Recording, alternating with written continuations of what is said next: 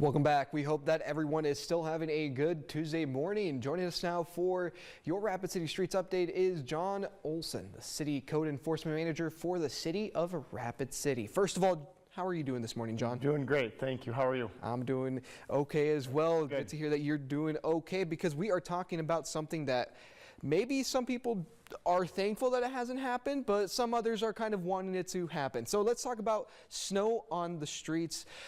If it does end up happening this winter season at some point, how long do some of our viewers have to remove that snow from the sidewalk? So actually the city ordinance says that it has to be removed immediately.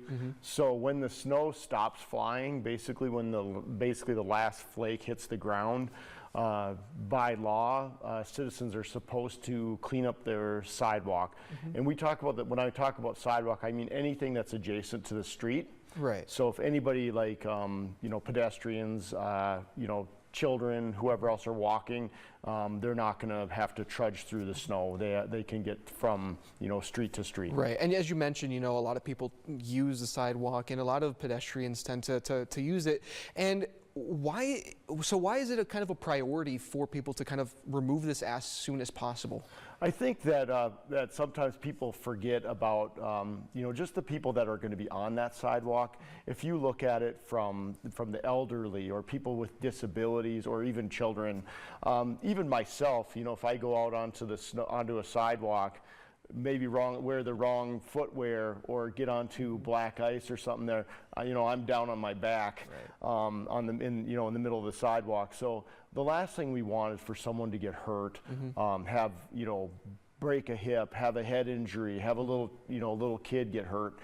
So it's really important to keep the sidewalks clear so that we don't have those type of injuries, and I've heard of things going from bad to worse with some people's injuries when it comes to slipping on snowy or icy sidewalks. Right, and kind of talking a little bit about that, how many complaints does the city usually get about those icy sidewalks? It happens a lot. So once, like if we get a good snow, say several inches of snow, we're probably getting 100 a week.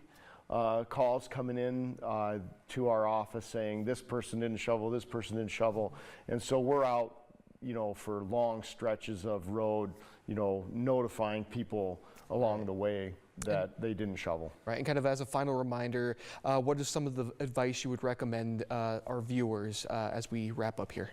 I would say that the things that I would remind people of is to make sure that you have a plan.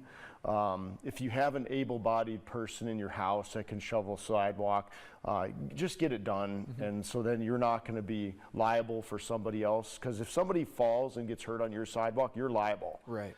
So have a plan for either a company to come in. There's lots of companies who do snow removal. Have a neighbor, have a friend, a relative, or whatever else come in and get the sidewalk shoveled so that you don't have a lawsuit, right, exactly. You don't have an injury, God forbid someone gets, really hurt on your sidewalk. Exactly. It'd make you feel bad too,